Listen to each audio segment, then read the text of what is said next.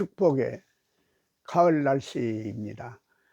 이 가을에 모든 열매가 풍성하는데 우리도 성령의 열매, 회개의 열매, 전도의 열매를 풍성히 맺는 이 가을이 되기를 주님의 이름으로 축복을 드립니다. 여기 전라북도 순창에 가면은 1968년생인 박진식 시인이라고 하는 시인이 있습니다. 이 시인은 8살 때 칼슘이 말이죠, 가다 생성이 몸에 되어 가지고 몸이 점점 석회가 된 거예요. 굳어지기 시작했는데 이 병은 세계에서도 몇 사람 없고 우리나라에서는 박진식 이 시인 한 사람뿐이라고 그렇게 이야기하는 희귀병이지요. 그런데 그가 25살이 되었을 때 폐와 심장에까지 석회하게 되기 시작해서 온몸이 30%가 굳어져 버린 거예요. 그러니까 마네킹과 같은 사람이 돼버린 것이 아닌가. 그게 얼마나 통증이 컸고 얼마나 아주 고통스럽겠습니까. 그래서 그는 신음 속에서 날마다 울며 지냈는데 친구로부터 예수에 대한 전도를 받고 예수를 영접을 한 거예요. 그가 예수를 영접하고 나타난 첫 번째 변화가 뭐냐 하면 이렇게 이야기합니다. 내가 울면 내가 더 힘들고 내가 웃으면 내가 덜 힘들고 내가 울면 어머니가 울고 내가 웃으면 어머니도 웃기에 난 절규하면서도 웃었다. 울었던 사람이 예수 영접하고 웃는 사람으로 변화가 되었다고 하는 말씀인 것입니다. 그는 사실 때로는 죽음도 생각을 했다고 합니다.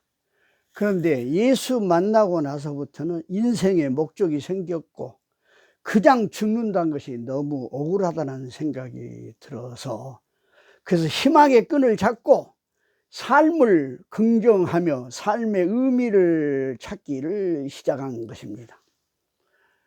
그의 따뜻한 친구 예수님은 그의 영혼에 생기를 주었습니다.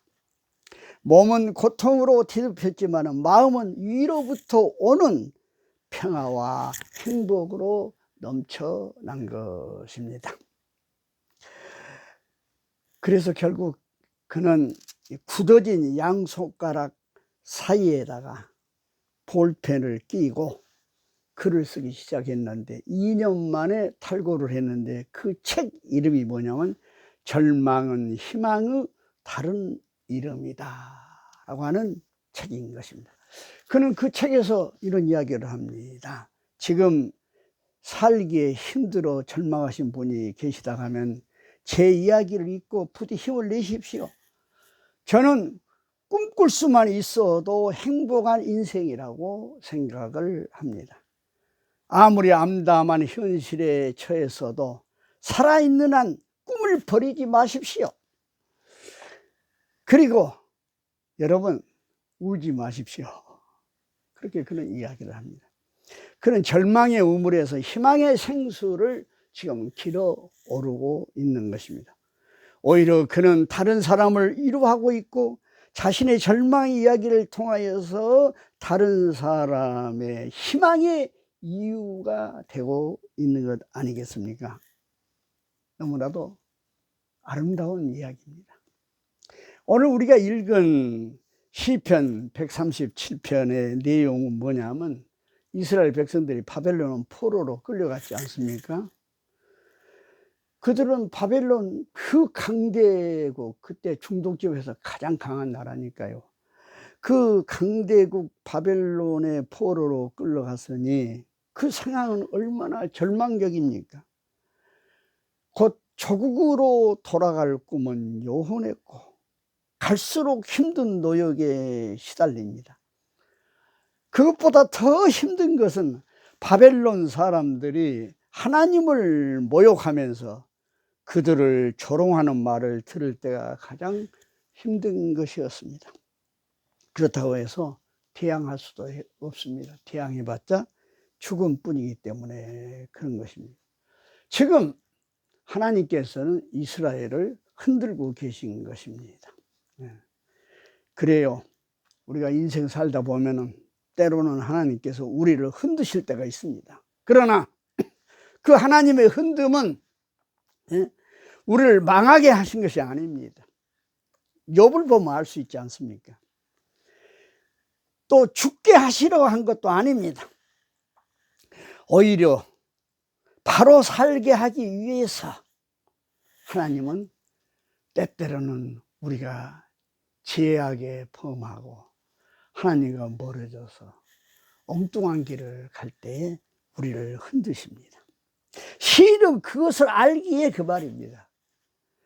고통 가운데서도 하나님을 향하여서 외치고 있습니다. 뭐라고 외칩니까? 주여 우리의 공경을 기억하여 주시옵소서. 탄식하듯 외치는 이 시인의 기도는 과거의 잘못된 그들의 예배의 자세와 신앙 자세를 회개하고 있는 것입니다.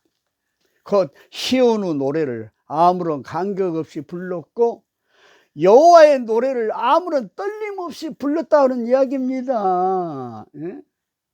압제를 당하고 고난을 당하고 하나님 섬기는 것과 예배하는 것까지 조롱거리가 되었을 때에야 그들은 예루살렘에서의 지난 날이 얼마나 축복의 자리였는지를 깨닫게 된 것입니다. 그래서 그들은 오늘 1절에 뭐라고 합니까? 우리가 바벨론의 여러 강변 거기에 앉아서 시온을 기억하며 울었도다. 그 중에 버드나무에 우리가 우리의 수금을 걸었나니, 이 수금은 하나님을 찬양할 때 시온의 노래와 여호와 노래를 부를 때 켰던 그 수금을 버드나무에 걸어버렸다는 이야기입니다. 이는 우리를 사로잡은 자가 거기서 우리에게 노래를 청하며 우리를 항폐하게 한 자가 기쁨을 청하고 자기들을 위해서 자기들의 건주가로 말이지요, 시온의 노래 중 하나를 노래함이로다. 우리가 이방 땅에서 어찌 여호와의 노래를 부를 수 있겠습니까? 예루살렘아 내가 너를 잊을진대 내 오른손이 그의 재주를 잊을지로다. 내가 예루살렘을 기억하지 아니하거나 내가 가장 즐거워하는 것보다 더 즐거워하지 아니할진대 내 혀가 내 입천장에 붙을지어다. 기가 막힌 이야기죠. 네. 그렇게 이 시인은 지금 오늘 본문 1절에서 5절까지 아주 탄식하면서 하나님 앞에 그들의 암담한 현실과 상황 속에서 부르짖고 있는 것입니다. 그러면서도 오늘 시인은 그 공경 중에서 하나님의 긍휼과 자비를 간절하게 구하고 있습니다.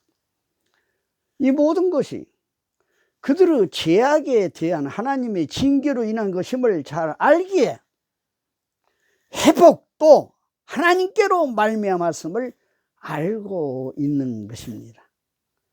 모든 것이 하나님께 달린 것을 알기에 사람을 바라본 것도 아니고 강대국을 바라본 것도 아니고 하나님을 바라보고 있습니다. 이것은 어려운 인생길의 성공의 비결이란 사실을 믿으시길 바랍니다.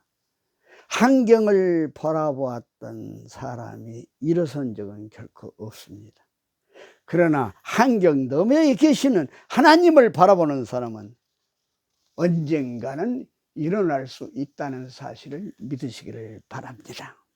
그 이야기를 우리 아브라함에서 찾을 수 있습니다. 아브라함은 신앙의 아버지인데 100세의 아들 이삭을 낳아서 그 아들이 장성했습니다.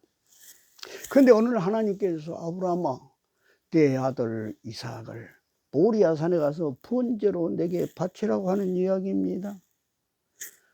아니 이삭이 성장해서 장성해서 이제는 우리가 그 이삭을 바라보면서 의지하고 살만하고 우리가 죽어도 그 이삭이 우리를 장례를 치러줄 것을 생각할 때 마음 든든한 걸 생각하고 크게 위로를 받고 있었는데, 그런데 하나님은 그 아들 이삭을 말이지요 바치라 합니다.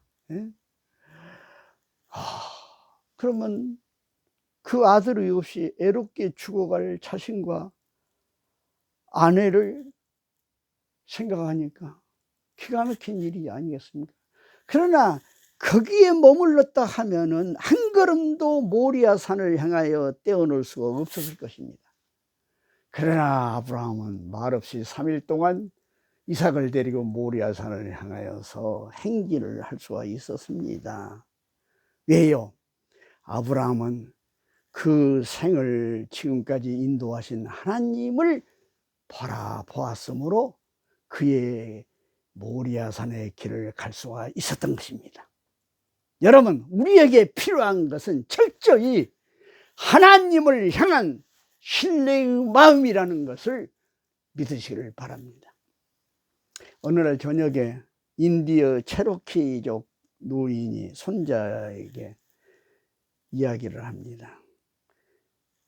얘야, 내 안에서는 2마리의 늑대가 있는데 항상 그 2마리의 늑대가 싸우고 있단다. 그 1마리의 늑대는 악이라는 늑대인데 분노, 시기, 슬픔, 해한, 탐욕, 오만, 죄의식, 오난, 열등감, 거짓, 허영, 우월감, 자만심의 내용의 늑대지. 악이라는 늑대지.